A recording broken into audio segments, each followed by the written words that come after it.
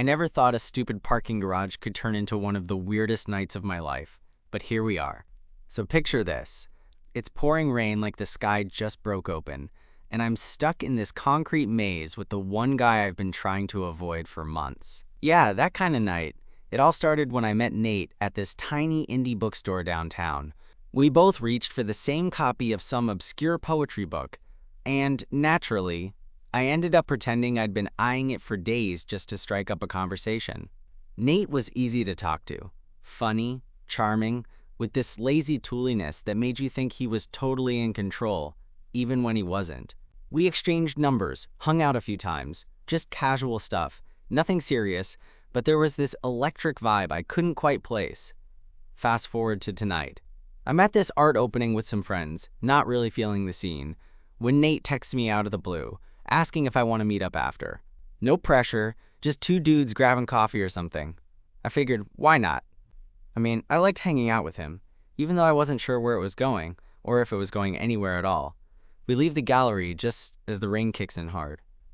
I'm talking sheets of water pounding down like the sky's pissed off.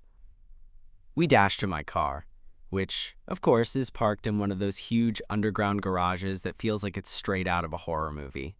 Dim lights flickering, the echo of rain bouncing off the concrete walls. Kinda creepy, honestly. That's when the storm gets worse, like the kind you only see in movies where people get trapped and forced to confront their deepest secrets or whatever. The exit gates suddenly stop working. We try to call for help, but no signal. The storm's so loud it drowns out everything else. So here we are, stuck underground, two guys who've barely scratched the surface of knowing each other, crammed into my tiny hatchback while thunder roars all around us. And then, out of nowhere, Nate looks at me and says, "I'm into guys, sometimes." Just like that, like he's stating the weather forecast. I blinked. Not sure if I heard him right or if he was joking. There was this pause, heavy enough to crush you. And in that weird, half-lit, rain-soaked parking garage, something shifted. Suddenly, all the small talk and casual hangouts didn't matter anymore. I wanted to ask what he meant. Did he mean like one of those "sometimes I'm into girls too" things? Was he experimenting? Was this some kind of code? Or maybe it wasn't that complicated at all, and I was just overthinking it. The weird part was, despite being stuck in a cramped car with a loud storm outside and no way out, I felt calm. Almost like this was exactly where I was supposed to be. But there was still the question hanging between us, thick as the humid air. What happens next? I cleared my throat, trying to act like this was just another casual night, not some unexpected confession in a cramped car beneath a storm-lashed city. "Sometimes, huh?" I said, half grinning, half trying to stall for time to figure out what to say next. Nate shrugged, leaning back against the seat, the dim light bouncing off his damp hair, making him look a little more vulnerable than usual. "Yeah, doesn't mean I'm, like, out or anything. Just, I don't know. Sometimes I'm into guys, sometimes I'm not. I guess I'm figuring it out." I nodded slowly. It was weird, hearing someone say something so simple but so loaded all at once. I figured he'd probably been carrying that line around for a while, waiting for a moment to drop it. Maybe this storm, this random trap, was his chance. For a moment, I considered changing the subject, maybe pretending I didn't just catch a glimpse of something raw and real underneath his usual laid-back swagger. But then I realized I didn't want to pretend. Not tonight. So I started, "What does that even mean to you? Like, how do you even know when you're into guys sometimes?" He looked at me like I'd asked the hardest question in the world, then laughed quietly. Man, I wish I had a better answer. It's like, sometimes I see a guy, and I'm like, damn, that's nice. Other times it's like, nope, not feeling it. It's fluid or whatever. It's confusing as hell. People expect you to pick a side. You're either gay or straight or bi or whatever. But for me, it's not that neat. I nodded again, feeling this weird mix of admiration and something else I couldn't quite name. It's not like I'd never met guys who were fluid or open about it, but hearing it from Nate, who always seemed so sure of himself, was different. It made him real in a way I hadn't seen before. The car was silent for a beat, except for the rain pounding outside, and the occasional distant rumble of thunder. Then Nate's voice softened. Honestly, it's kind of scary. Like, if I admit this, I'm opening a door I don't know if I'm ready to walk through. I looked over at him, feeling this sudden urge to tell him it was okay to be scared, that I was here, and that none of it had to be figured out all at once. But instead, I just said, "You don't have to figure it out right now."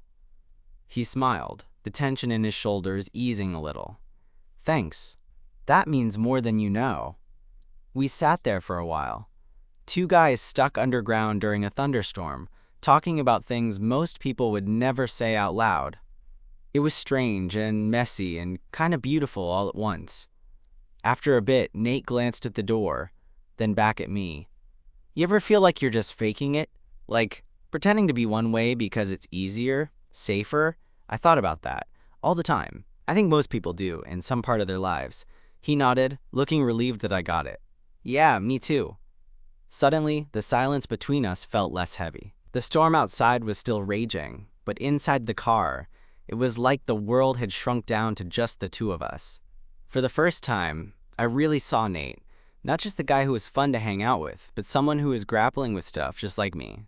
Then there was this moment, this pause, where everything felt possible and terrifying. I don't know what made me do it, but I reached out and brushed a wet strand of hair off his forehead. Nate caught my hand and didn't pull away. Maybe being stuck in a parking garage during a storm isn't so bad, I said quietly. Could be the start of something. He laughed, soft and warm. Or the start of a really weird story. Definitely weird. I agreed, and just like that, the walls I'd built around my own feelings started to crack a little. Because sometimes, being trapped in a storm isn't about the weather outside. It's about finally letting yourself feel something real, even if it's scary. We sat there, rain tapping out a rhythm against the roof. Two guys somewhere between friendship and something else, not knowing what the morning would bring, but willing to find out together. We both stayed quiet for a minute, the hum of the storm outside settling into a kind of background noise. The car felt like its own little world, isolated from everything. For once, I wasn't worried about what other people thought or if I was making a fool of myself. It was just Nate and me, and whatever this weird, unspoken connection was that had somehow sparked between us. Then Nate broke the silence. You know, I always thought I had to have everything figured out before I let anyone in. But maybe that's just another way of hiding. I smiled. Yeah, hiding behind the idea of being figured out is easier than facing all the messy stuff. He looked over, eyes catching the flicker of the dashboard lights. Exactly. Like I'm supposed to have some label to make sense of who I am, but sometimes I just want to throw all that out the window and be whoever I feel like. I laughed softly. That sounds pretty liberating, honestly, but also terrifying. Nate grinned. Terrifying is right. We talked through the storm, sharing stories about times we'd put on a mask or pretended to be someone else. I told him about the nights I'd stayed up, second-guessing everything, pretending to be okay when I wasn't. He shared the moments when he felt like he was living in two worlds, never quite belonging to either. Somewhere between the thunder and the silence, the mood shifted. The conversation slowed, words becoming less about explanations and more about just being present with each other. I noticed the way his eyes softened when he looked at me, like he was seeing past all the usual defenses. Without thinking, I reached out again, this time resting my hand lightly on his knee. He didn't flinch. Instead, he shifted closer, the warmth of his body easing the cold dampness from the storm. Does this feel okay to you? I asked, voice low. Nate nodded, a small smile tugging at the corner of his mouth. Yeah, it does. For a moment, it felt like everything else. The storm, the trapped car, the uncertainty, melted away. It was just us, two people daring to be something more in a world that usually told us to hide.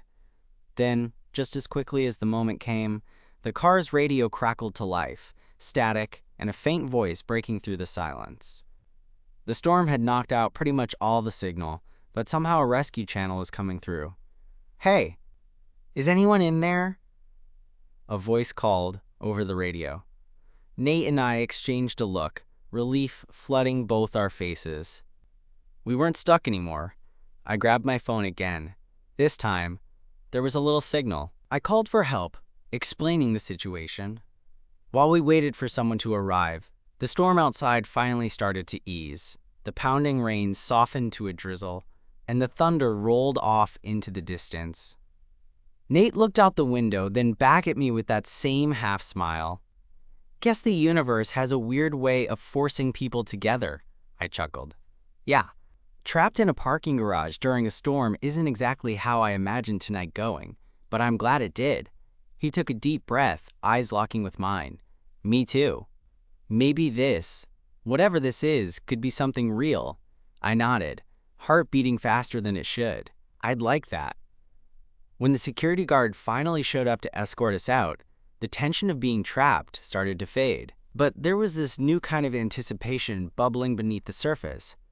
A feeling that whatever came next, it was worth exploring. As we climbed out of the car and into the wet night air, Nate reached out and grabbed my hand. I didn't hesitate to hold on tight. Sometimes, the storm doesn't just trap you, it clears the way for something unexpected. And in that moment, standing there with Nate, I realized I was ready to find out where this could go, even if I didn't have all the answers yet. The night air hit us as soon as we stepped out of the garage, wet, cool, and smelling like fresh rain on concrete. The storm had mostly passed, leaving behind that crisp, clean feeling that always makes the city feel a little different, like it's been scrubbed and reset. The security guard gave us a quick nod and a warning about the gates being busted, and that it could be a while before it was fixed. Not exactly helpful, but at least we were no longer stuck underground. Nate and I started walking toward the street, and I realized I still had his hand in mine. I didn't pull away. I wasn't sure if it was the adrenaline from being stuck, or maybe just the weird vulnerability we'd shared, but it felt right. So, Nate said, breaking the silence, "What now? I mean, we're both soaked, no real plan, and probably look like we went through a tornado." I laughed. "Yeah, I'm guessing this isn't the usual grab coffee after the gallery plan you had in mind." He smiled, a little sheepishly. "Nope, but honestly, I'm kinda glad it turned out this way." I glanced at him, and he met my eyes. There was something there, something honest, like he was daring me to say yes to whatever this was, without knowing exactly where it might lead. "Want to grab a late-night bite?" I suggested. "There's this little diner a few blocks away that's open 24/7. They make a mean grilled cheese and have the best coffee." Nate's grin grew. "Sounds perfect." We wandered through the wet streets, the city lights reflecting off puddles, the buzz of late-night life humming around us. It was weird. Usually I'd be texting someone else or scrolling through my phone, but with Nate, I just wanted to soak it all in. The sound of his footsteps beside mine, the way he leaned into my shoulder when a gust of wind caught us, the easy rhythm we found just walking together. At the diner, the smell of frying bacon and fresh coffee hit us as soon as we stepped inside. It was warm and cozy, with cracked red vinyl booths and a jukebox in the corner playing some old-school soul. We slid into a booth near the window, the rain finally slowing down to a gentle patter. The waitress greeted us with a tired smile and took our order. 2 grilled cheeses, fries, and coffee that came in oversized mugs that felt like a hug. The conversation started light. Favorite movies, dumb habits, awkward first dates, but slowly it deepened, peeling back layers I hadn't shared with anyone in a while. I told Nate about growing up in a small town where anything outside the norm was a secret you kept locked tight. He told me about the times he pushed away people because he was scared of what they'd see if he let them in. At some point, our hands found each other again on the table, fingers intertwining like second nature. It felt like we were building something, brick by brick, in the middle of all this chaos. When the food arrived, we ate slowly, stealing bites from each other's plates and laughing at how serious we got about the perfect cheese-to-bread ratio. For a moment, the world outside the diner didn't exist. It was just Nate and me, 2 guys who somehow ended up in the same place at the same time, both trying to figure out what the hell this all meant. After we finished, neither of us was ready to say goodbye. The city was quieter now, the rain a soft drizzle. We walked back toward where our paths would part, me heading home, Nate to wherever he called his own. At the corner, I stalled. "Hey, do you want to hang out again? Like properly?" He smiled, that same easy charm but with something new behind it. "Yeah, I'd like that." We swapped numbers again, this time with no pretense. Just two guys who'd found something real in an unexpected place. As I watched him walk away, the city lights casting long shadows, I felt something shift inside me. Maybe it was the storm or the silence, or the simple fact that sometimes the best things come when you least expect them. And honestly, I couldn't wait to see where this went. The night after that felt like a blur, but in a good way. The kind of blur where your mind is too busy spinning with possibilities to really settle down. I kept replaying the moments with Nate over and over. His laugh when I joked about the grilled cheese, the way his hand felt in mine, the honesty in his eyes. The next day, I woke up to a message from him. Simple. Just, "Hey, hope you didn't get soaked walking home last night." I smiled so hard, I think I might have scared my cat. We started texting more often, casual at first. Little things. What we were eating. Dumb stuff that happened during the day. Music we liked. But the more we talked, the more I realized I was looking forward to every message. The way he'd send a picture of some ridiculous meme or a random thought he had during his commute. It was getting easier to imagine him not just as a friend or some vague, sometimes kind of guy, but maybe something more. One night, about a week later, Nate invited me over to his place.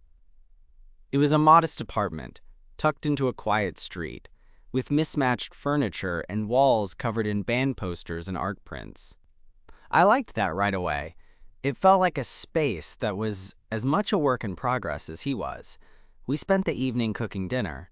Well, Nate did most of the cooking while I played sous chef and taste tester. We drank cheap wine and talked about everything from music to our worst first dates.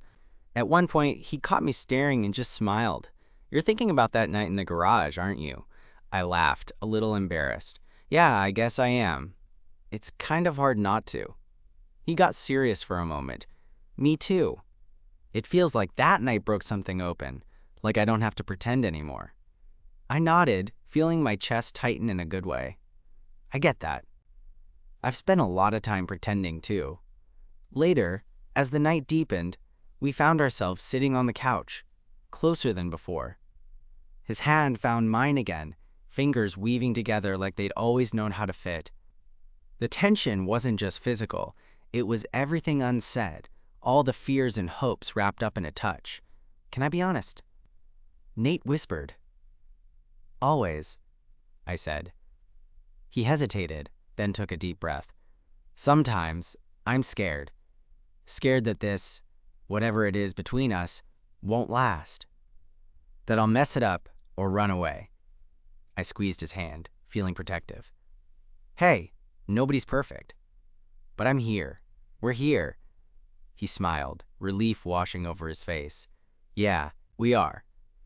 That night, as we finally kissed, it wasn't just about the sparks or the chemistry. It was about two people choosing to be vulnerable, choosing to trust. And in that moment, it felt like the storm had finally passed for good. Over the next few weeks, we kept building on that foundation. Dates that felt like little adventures, long talks that stretched into dawn, and quiet moments that said more than words ever could. Nate's sometimes became less of a mystery and more of a journey we were on together. Sure, there were moments of doubt and awkwardness. There always are. But there was also laughter, comfort, and this growing feeling that maybe, just maybe, we'd found something worth holding on to. Looking back, I realized that night trapped in the parking garage wasn't just about a storm or a broken gate. It was about two people caught between who they were and who they wanted to be, finally finding the courage to take that first step. And honestly, I'm glad we got stuck, because sometimes being trapped is the only way to find your way out. Things between Nate and me settled into a rhythm that felt both new and familiar, all those fresh feelings mixed with the comfort of just being ourselves. But, of course, real life doesn't pause because you're figuring things out. And I quickly realized that navigating this new us wasn't going to be all smooth sailing. A few weeks after that night at his place, we decided to take a proper day out together. No art galleries, no random dinners, just a lazy Sunday exploring the city. We wandered through a farmer's market, braving the drizzle that was still hanging around from some leftover storm clouds. Nate was in his element, pointing out weird vegetables and trying to convince me to try a strange-looking cheese. I pretended to be skeptical, but I knew I'd cave. Later, we grabbed coffee at this small shop, tucked away on a side street. The place was cozy, with mismatched chairs and a playlist that seemed to match the mood perfectly. Soft, a little melancholy, but hopeful. We found a corner table and settled in, brewing our own kind of quiet together. That's when I noticed Nate fidgeting with his cup, looking a little distracted. I asked what was on his mind, and he hesitated before dropping the bomb. "Look, I know I said I'm into guys sometimes, but I didn't really explain the rest, did I?" He ran a hand through his hair, eyes searching mine for a reaction. "I haven't really come out to most people. Hell, I don't even know if I have the words for it yet." I felt my own chest tighten at the vulnerability in his voice. "It's okay.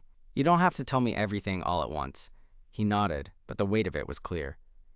"It's just, I don't want to mess this up. I mean, we're here and it feels right, but I'm scared. Scared that once people know, things will change. That someone like me doesn't really get happy endings." I reached across the table and took his hand, squeezing it lightly. "I get that fear. I've been there too. But you're not alone anymore." For a moment, neither of us said anything, just holding hands and letting the noise of the cafe fill the space. And then, out of nowhere, Nate grinned. God, I sound like a cliche. I laughed. Maybe, but I think that's part of what makes it real. Nobody's perfect, and nobody has it all figured out. That day felt like a turning point. We started to open up more, not just to each other, but to the idea of sharing this with the world. Nate agreed to meet some of my friends, and I met a couple of his close ones. It wasn't all smooth. There were awkward silences, sideways glances, and the occasional confusing conversation. But it was real. It was messy and imperfect, but it was ours. One afternoon, a few weeks later, we found ourselves back at the parking garage where it all started. The rain had stopped, but the place still smelled faintly of wet concrete and asphalt. We stood by my car, a little nostalgic, a little nervous. "I keep thinking about that night," I said. "How weird it was that we got stuck there." Nate smiled, stepping closer. "Yeah, I think it forced us to be honest in a way we wouldn't have been otherwise." I nodded, feeling a rush of affection for the guy who'd gone from casual acquaintance to someone I wanted to build something with. "Do you ever think about what comes next?" I asked, voice barely above a whisper. He looked at me with those steady eyes. "Honestly, I'm done with sometimes. I want all of it. With you." My heart practically skipped a beat. For the first time, the uncertainty didn't feel like a shadow hanging over us. It felt like a promise. We leaned into each other, the city humming around us, and finally, after all the storms, real and metaphorical, we found a moment that felt like home. Life isn't always neat or easy, and sometimes the hardest thing is just showing up as yourself. But that night, trapped in a parking garage during a storm, reminded me that sometimes the messiest moments are the ones that lead us exactly where we need to be. After that night at the parking garage, things didn't suddenly become some perfect romantic movie montage. I wish I could say that, but life's messier than that, especially when you're trying to figure out who you are while also figuring out who you want to be with. The weeks that followed were a roller coaster of emotions. Nate and I spent more time together, but there were moments when I could tell he was holding back.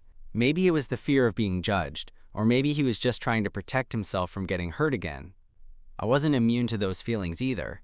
Hell, I've been in my own head so many times that sometimes I wasn't sure what was real anymore. One evening, a couple of months after we'd started officially dating, I'm still not great with labels, but that's what it felt like, Nate invited me over after work. It was a chilly night, the kind where you want to wrap yourself up in blankets and forget the outside world. When I got to his place, he was waiting by the door in a hoodie and that easy, half-shy smile he does that always gets me. We made dinner together again. This time, something simple, pasta and salad. The conversation started off light, but as usual, it didn't stay that way for long. We were sitting on his couch, the dim light casting long shadows, when Nate suddenly went quiet. "Can I tell you something?" he asked, his voice barely above a whisper. "Of course," I said, my heart picking up speed for no good reason. I told you I'm into guys sometimes, but there's more to that. It's not just about attraction. There's this part of me that's still scared, still unsure if I belong anywhere. I've spent so long trying to fit into boxes that don't feel right, and sometimes I wonder if I'm just fooling myself. I reached out, taking his hand in mine. I get that. More than you know. He looked up at me, eyes searching. Have you ever felt like that? Like maybe you're not enough, or that you don't belong, more times than I could count. Yeah, I admitted, but then I met you, and it felt like maybe, just maybe, I don't have to feel that way anymore. He smiled, that slow, genuine smile that's so rare and beautiful. I want to believe that too. We sat there, hands intertwined, just breathing in the quiet comfort of being together. It wasn't some grand gesture or perfect moment. It was real, messy, and honest. Over the next few weeks, we kept opening up to each other in new ways. There were late-night talks about family, fears, and dreams. Nate told me about the times he'd hidden parts of himself from people who were supposed to care. I shared stories about growing up in a place where being different wasn't really an option. One afternoon, we found ourselves at a park, sitting on a bench watching the leaves change color. Nate leaned his head on my shoulder, and I felt this quiet peace settle over me. You know, he said softly, I'm starting to think that maybe, sometimes, isn't enough anymore. I chuckled. Sounds like progress. He laughed too, then looked at me with those steady eyes. I want to try, to be more sure, not just with you, but with myself. I squeezed his hand. We'll figure it out together. That's the thing about love. It's not about having all the answers or perfect timing. It's about showing up again and again, even when things get messy or confusing. Sometimes it takes a storm to clear the way. And sometimes being trapped in a parking garage with someone who's scared but brave enough to say it out loud is exactly what you need to find your way home. It wasn't some grand declaration or cinematic moment that made me realize how far Nate and I had come. It was quiet, almost ordinary, but it hit me like a wave anyway. One of those moments you don't see coming, but that suddenly feels like everything you've been waiting for.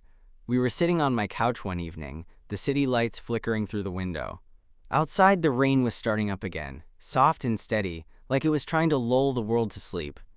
Nate was curled up next to me, his head resting on my shoulder. I could feel the steady rhythm of his breathing, and in that simple closeness, everything felt exactly how it should.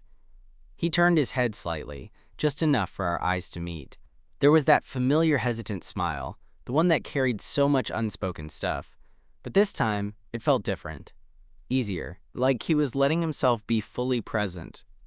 You know, he said softly, I don't think I'm sometimes anymore. I smiled back, squeezing his hand. Neither do I. It was more than words. It was the slow unraveling of all the doubts, the fears, the pretending. It was knowing that we could be messy and imperfect and still be enough, for ourselves and for each other. We didn't need some grand gesture or perfect timeline. What we had was real. Two people who had stumbled into something unexpected and chosen to stay, even when it was scary. We had learned to show up, to listen, and to hold space for all the uncertainty life throws at you. As the rain tapped gently against the window, I realized that sometimes love isn't about fireworks or dramatic revelations. Sometimes it's about the quiet moments, the shared silences, the gentle touches, the feeling that you're not alone anymore. And in that stillness, with Nate beside me, I felt like I was finally home.